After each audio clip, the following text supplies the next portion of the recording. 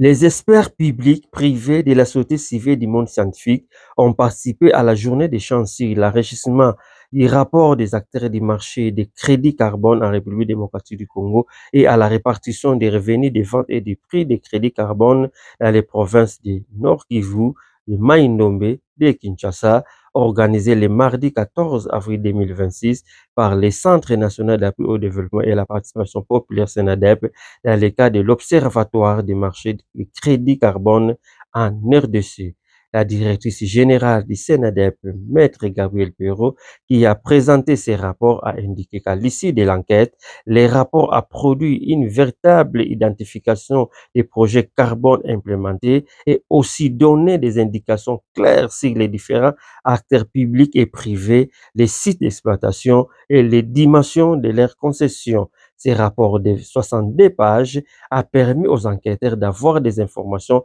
sur l'impact du marché carbone sur les communautés locales et les peuples autochtones, a enrichi Madame la DG du SENADEP. Un rapport bien présenté et apprécié par les experts, mais le marché des crédits carbone en République démocratique du Congo fait face à de nombreux problèmes, entre autres une expansion incontrôlée, les manques de transparence et des conflits locaux pour ne citer que cela. Malgré la législation en vigueur, les processus de certification, les mécanismes de vente ne sont pas facilement compréhensibles par les acteurs. La commercialisation des crédits certifiés reste aussi un enjeu de taille pour les transactions entre l'acheteur, vendeur et intermédiaire. Les marchés des crédits en République démocratique du Congo peut aussi générer des fonds pour le bien-être des communautés locales et peuples autochtones. S'il faut parler de l'état du marché carbone, déjà il faut comprendre que le secteur du marché carbone, il est assez méconnu par bon nombre de Congolais. On ne comprend pas exactement ce qui se passe là-dessus. On ne sait pas exactement qui sont les acteurs qui interagissent et comment les transactions se font. Donc le but de ce rapport, c'était justement de pouvoir ressortir les intervenants, les parties prenantes, mais voir aussi comment le processus de la vente se fait, les mécanismes qui sont mis en place pour la vente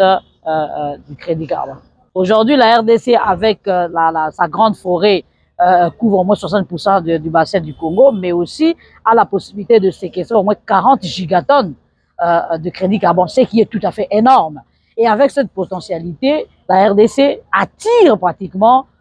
les entreprises et d'autres porteurs de projets sur le plan international. Et ce secteur peut engager beaucoup de moyens pour le pays, mais aussi pour les communautés. Et justement, le rôle de la société civile, c'est de pouvoir dire, ben, écoutez, il y a possibilité d'avoir beaucoup de moyens, mais il faut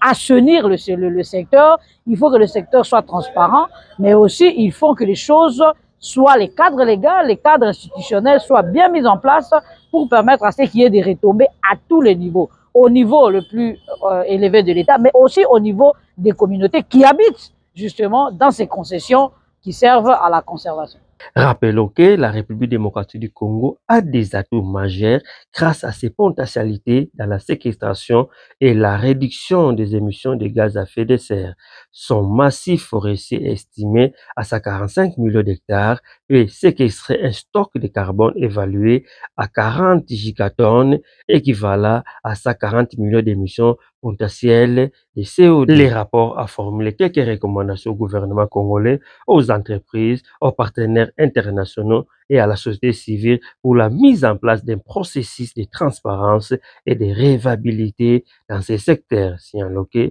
l'Observatoire des marchés carbone en République démocratique du Congo, lancé en 2024 par le SENADEP, est un outil de monitoring et de la recherche pour l'amélioration de la gouvernance du secteur du marché carbone en République démocratique du Congo.